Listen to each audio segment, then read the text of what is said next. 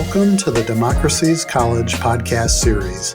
This podcast focuses on educational equity, justice, and excellence for all students in the P through 20 educational pathways. This podcast is a product of the Office of Community College Research and Leadership, or OCCRL, at the University of Illinois Urbana-Champaign. Learn more about OCCRL at occrl.illinois.edu. In this episode, OCCRL Senior Research Assistant H.M. Kuneyl talks to Dr. Sadya Khan, the Executive Director of Institutional Research, Planning, and Effectiveness at Moraine Valley Community College. Their conversation is a part of the Democracies College Special Edition series covering OCCRL's Illinois Community College Leadership Institute, which Dr. Khan has participated in. Howdy, everyone, and welcome back to the Illinois Community College Leadership Podcast. I am your host, Kuneyl. As you know, the Illinois Community College Leadership Podcast started in 2023 as a way of continuing the work of the Institute. The Institute is in partnership with ICCB and the OCCRL and is designed to address the widening gap between aspiring community college leaders and the current and future openings in those positions. This series is a part of the Democracies podcast to continue the work of the Leadership Institute. Over the year and throughout, we have guest speakers that come from across the state and really across the country to help us continue the work and continue expanding our knowledge of leadership and practice. As I mentioned before, I am your host and coordinator, Kuneyl. Today, I am joined with a Leadership Institute alumni, Dr. Sadya Khan, Executive Director of Institutional Research and Planning and Effectiveness at Moraine Valley Community College. Welcome, Dr. Khan. Thanks so much for having me here today, Kuneyl. I appreciate it. Absolutely. I'm excited about it. Dr. Khan is an alumni, so you may recognize her if you are a community member. But if not, would you mind telling our listeners a little bit about yourself? Hi, everyone. My name is Sadya Khan. As Kuneyl mentioned, I currently serve as the Executive Director of IR Planning and Effectiveness at Moraine Valley. Go Cyclones! I have spent over 15 years helping colleges use data to improve student success, advance equity, strengthen their institutional effectiveness systems. So not only am I an alum of this Leadership Institute, I'm also a U of I alum, so Go Illini. My degrees are in English and economics, and I always say I'm an English major at heart, but my econ background is what really kind of sucked me into this world of numbers and data. But what I found, though, is my English training or background is really just as valuable, if not more so, because no matter how good that data is, it doesn't matter unless you can tell the story, right, and communicate it clearly. So that's really been such a valuable part of my training. I came to Moraine Valley through an opening they had about 10 years ago for an assistant director of research position. And since then, I've moved into the position that I'm currently in. I really enjoy at Moraine Valley the opportunity to collaborate with many of my colleagues and lead some of our major initiatives like our inaugural Equity Academy. We also have an Equity Academy. I know OCCRL has one as well, an Assessment Academy, various retention conferences, strategic planning efforts. Beyond my role at the college, I also serve on the board of a nonprofit that provides mentoring, educational, and social opportunities for refugee girls in Chicago and Austin. It's called Girl Forward. So I love the opportunity to serve on that board as well.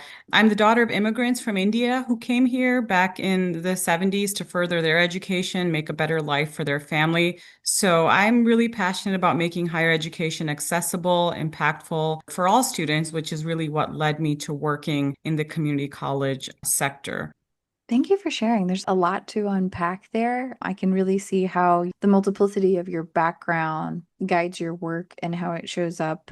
I couldn't agree more. It doesn't matter how great of researchers we are or how informed we are in our practice, if we can't communicate it, there's always going to be that missing component. And love that you gave a shout out to the Cyclones. My community college back home in Houston, Texas was the Hurricanes. Oh, So okay. that regionality Very there, cool.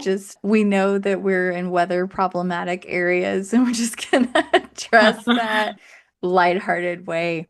Let's just jump right into it. Within your work, I think everybody knows someone who has a similar title to you have. I feel like we might struggle to really pinpoint the different aspects of your work. Can you kind of share what types of data do you work with in your role, and how do you go about selecting those types of data to answer certain questions?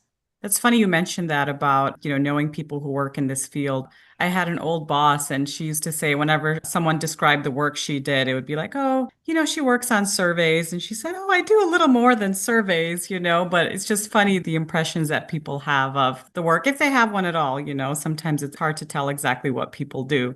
But I'll start off by saying I really feel fortunate to work with an amazing team of researchers on my staff. So just wanted to give a shout out to them. We're a team of six, so we're a collectively small but mighty group, I like to say. And I start off with that because everyone has different strengths that are utilized in different ways for different types of research projects and requests throughout the process. So whether it's the cleanup of messy data or digging into analysis or presenting the information, all of those steps are so important, no matter what type of data set you use, just along that continuum. But typically, we have different types of data that we work with. Most commonly, student enrollment data. We look at demographics data about those different populations, course success rates, retention rates, who's here from one semester to the next, from one year to the next. We do surveys, of course, with our students, with our employees, our faculty and staff. We like to track what happens after graduation, whether our students transfer or head into the workforce. What do those outcomes look like?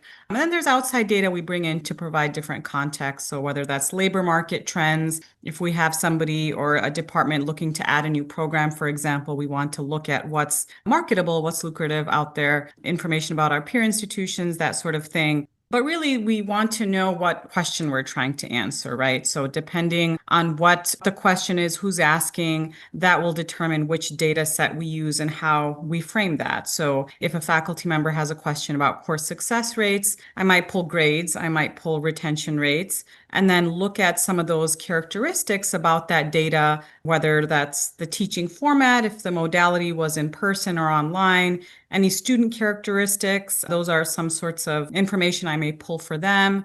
If our leadership is trying to do some long-term planning, I may combine our enrollment data with external demographic data to sort of give that full picture of what's happening in our district and in our state to be able to do some of that planning. Our goal isn't just to analyze data, but to select the right data for the right question and then frame it in a way that helps that individual make better decisions for our students and for our community.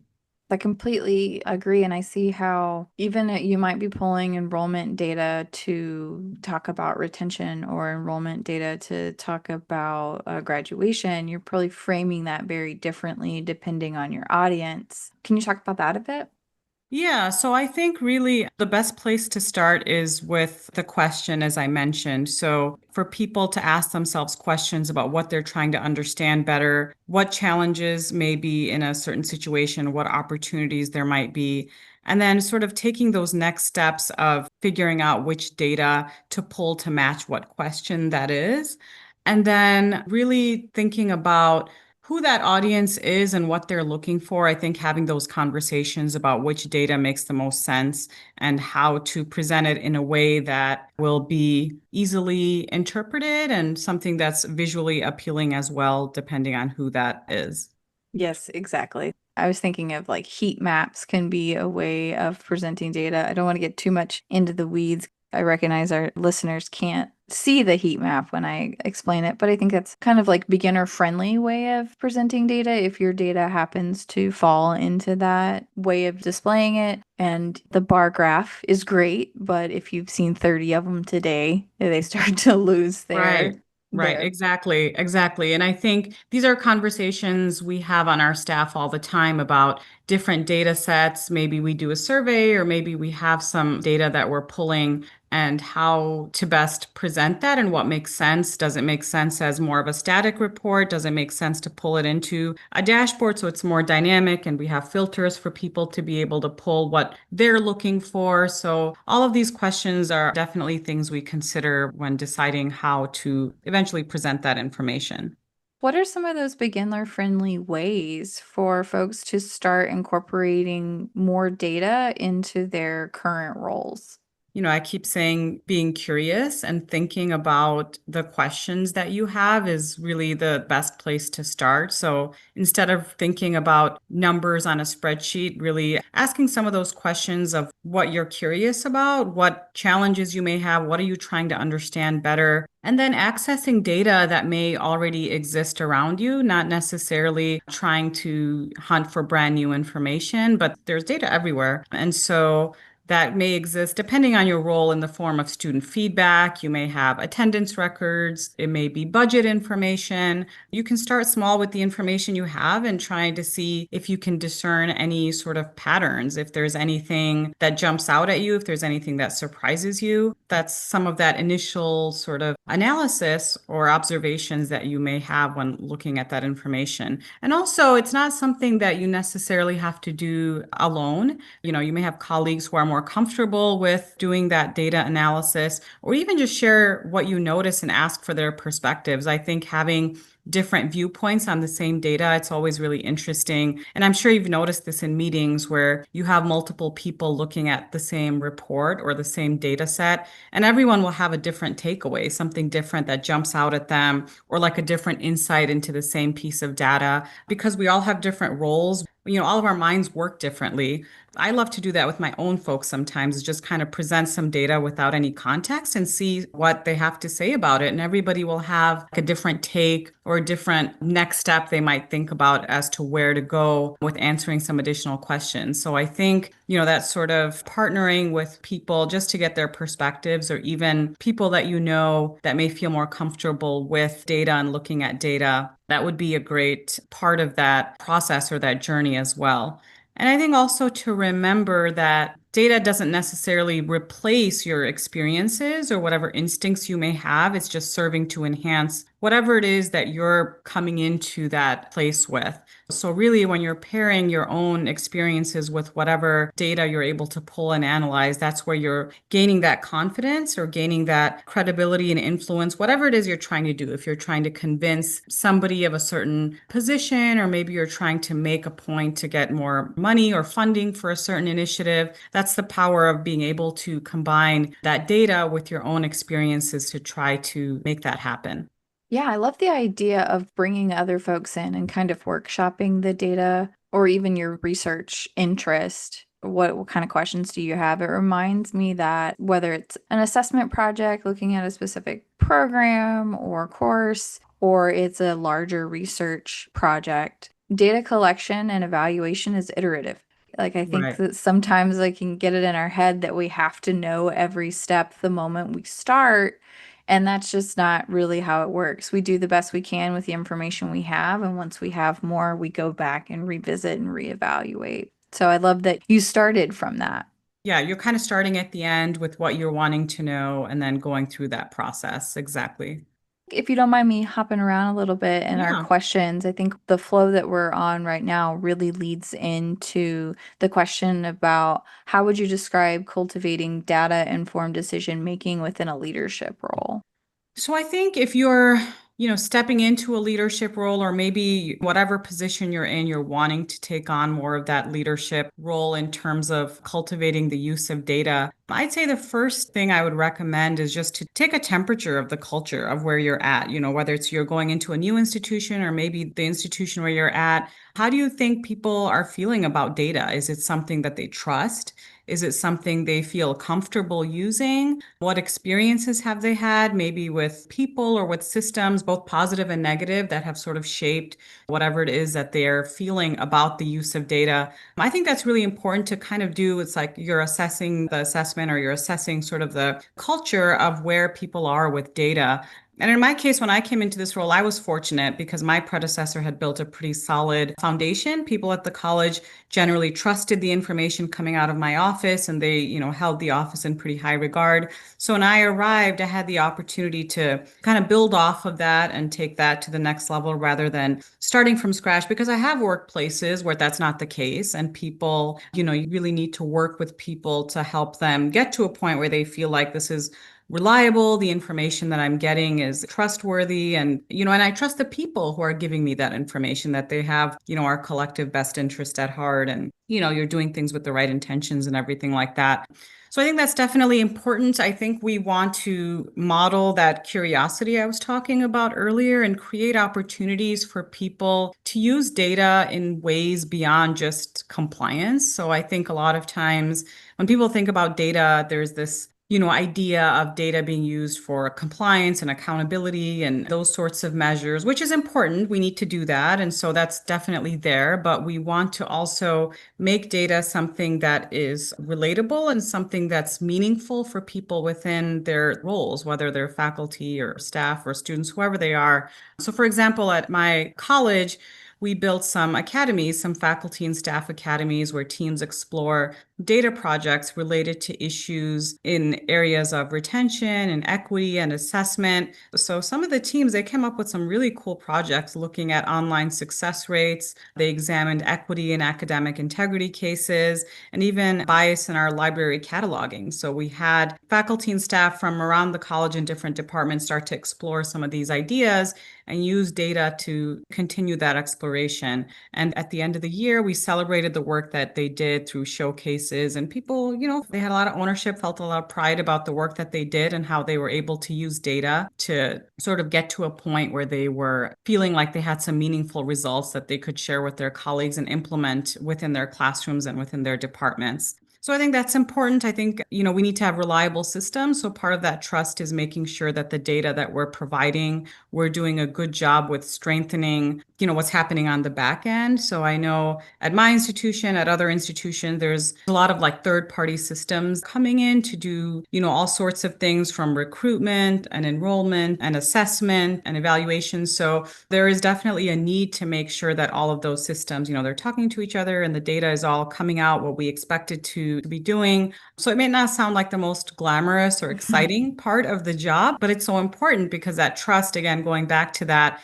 if the data is not accurate and reliable, people aren't going to trust and they won't use it. And so, even with all the reports and the mapping and the dashboards, we can have all of those in place, but that back end is equally as important to make sure that everything is functioning as it should. So all of those things, making sure there's trust and encouraging the curiosity, making sure people have sort of the tools and the skills that they need, and then ensuring that we're also leading people to show how they can use the data to connect those dots. So it's not enough to just give the information, right? We have reports, we have dashboards, here you go. And some people may have some ideas of what to do with that information, but oftentimes we have to provide some guideposts and some training or information on how they could potentially use that to either further their own exploration or to create some change that they'll be able to see. And it sounds like, just from hearing you talk about this, it sounds like a good way to address mistrust in data is to invite folks to use it, to be a part of that collaborative curiosity. The more information you have about how to use information, the more empowered you might be to entrust it. Exactly. It's kind of like just getting in there and seeing and being comfortable with going in there. And I think we as a providers also have to be comfortable with knowing they're going to go in and they might find things that are unexpected or that are surprising, but that's all a part of that process for sure.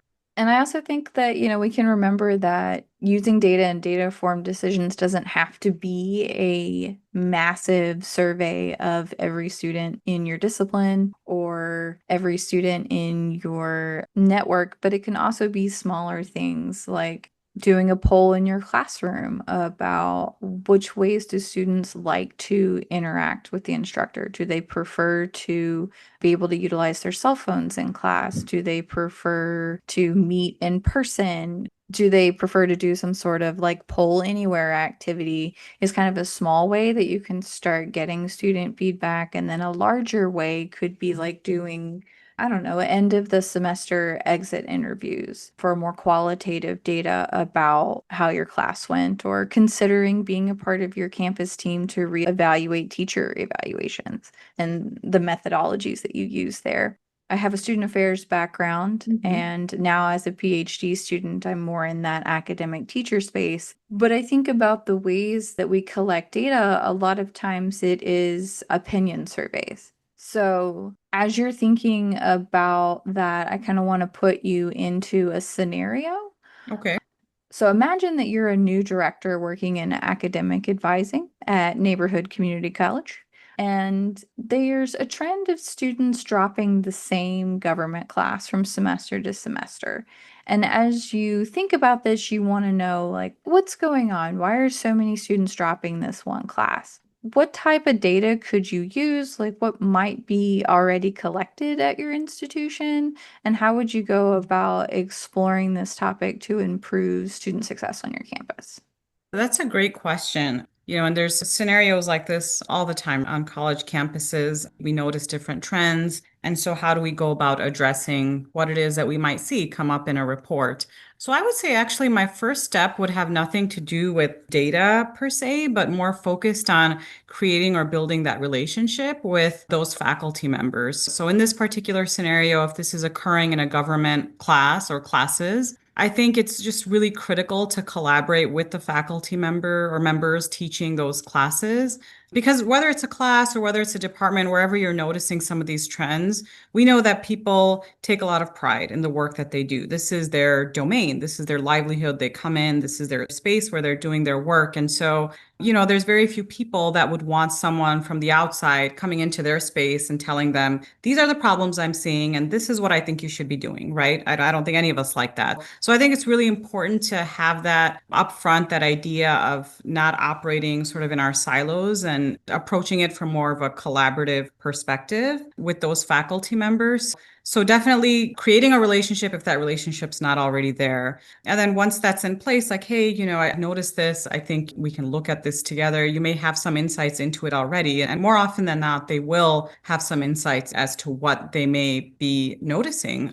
Digging into the numbers, looking at those withdrawal rates, so the students that are dropping by semester, if we're seeing any trends by sections or by instructors, are we seeing any of those spikes in certain modalities, again, like hybrid or online or face-to-face? Are we seeing first-year students struggling more than returning students? Is there any sort of gaps we can see by major or by any demographics? Those are some of the, I think, quantitative information that we can start to collect and start to look at that over time.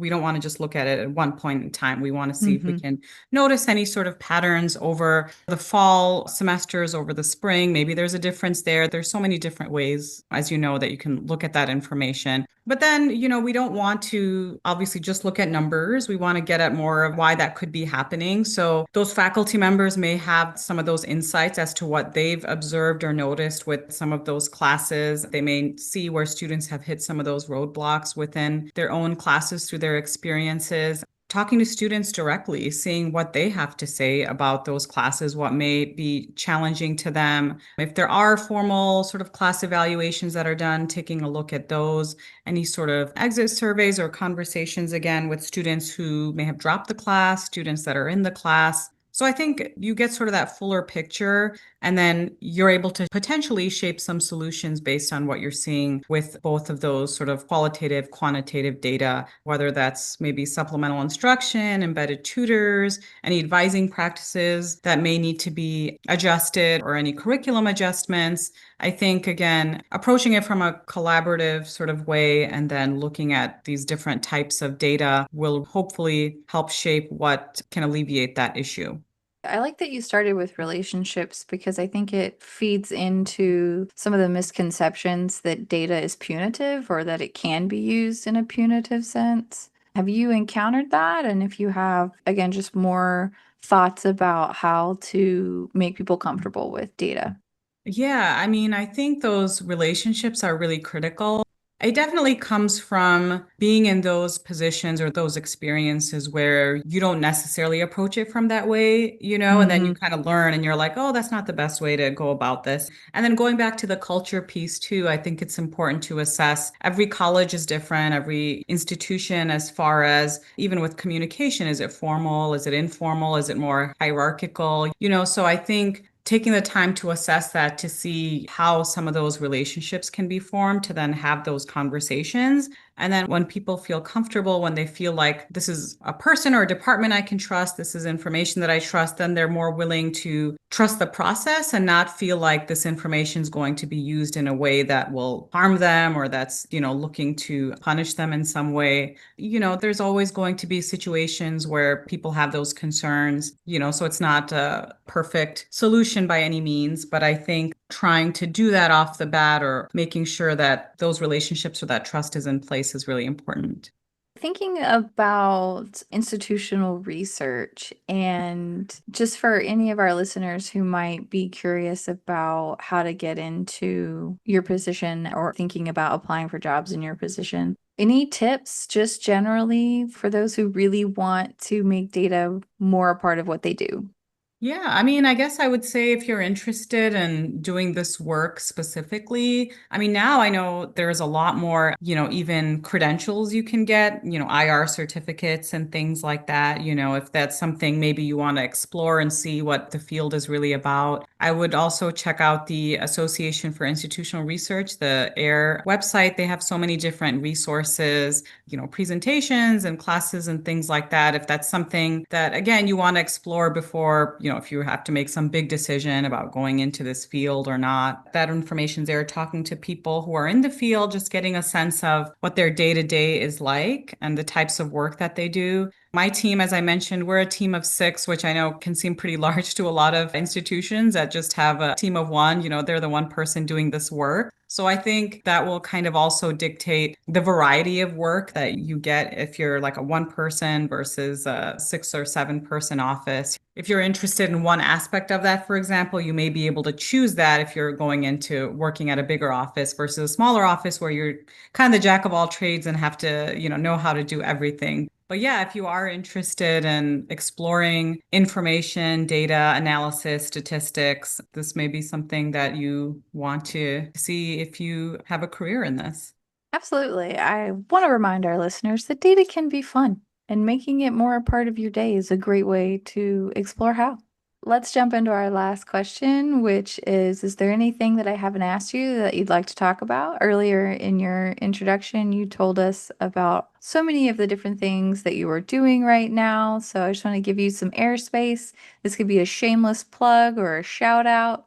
I did want to say, I think an example of some of what I talked about earlier with some of the, systems for measurement and things like that. I think our college has done a great job putting together a process. We call it the PI process. Sometimes we have PI too. Data can be fun, right? But it stands for Plan, Improve, Evaluate. It's essentially a way that we ask departments to identify any opportunities or challenges in their area and put together a plan where they are, sort of delineating their steps on improvement, their measurement steps. Then 18 months later, they're able to share what they were able to do. And so we've seen some, really cool projects. You think about something like this and you think, within the classroom, like some of those examples you gave with enrollment trends and things like that. But we've seen some really cool improvements happen with data in, our mailroom, in our campus operations. The coolest projects we've seen have been ways that people have thought to improve processes in areas in those departments. And, it's something you may not even think about, like how you can use data to make those improvements. Like we mentioned earlier, data is everywhere, and it's really about finding the pieces that are relevant to the work that you do and how you can harness that to make improvements and then hopefully just operate more efficiently. Absolutely. I mean, you mentioned the mail room, and our printer is also in our mail room. And I thought there's someone tracking how much paper and how much ink and when Right, high volumes are going and right, when not, so they know to order. And I don't think about any of this, but what I do think about is how wonderful it is when there's paper in the printer and I can get to my right, meeting immediately and right, not. right. Yeah. So, yeah, data everywhere. Data everywhere. And it's part of our lives. So let's make it a tool for our success. Yeah, absolutely. Awesome. Also, love the pie pun. I don't think you can see her, but off camera is my beloved calico cat, whose name is Pie.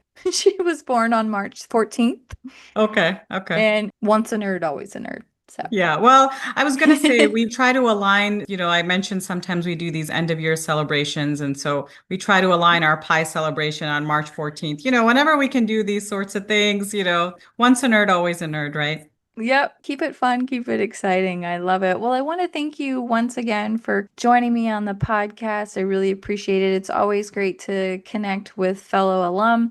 We'll be seeing you hopefully soon at the virtual meeting next month. For those of you listening out there, have safe travels, have fun with data, and I'll be seeing you soon. Awesome. Thanks so much. Thank you. Tune in to a future Democracies College podcast for an interview conducted by OCCRL Associate Director Janina Baker, who will discuss culturally responsive curriculum with Drs. Jenny Boss, Tiffany J. Davis, Leanne McNulty, and Rick Rance. Background music for this podcast is provided by Pixabay. Thank you for listening and for your contributions to equity, justice, and excellence in education for all students.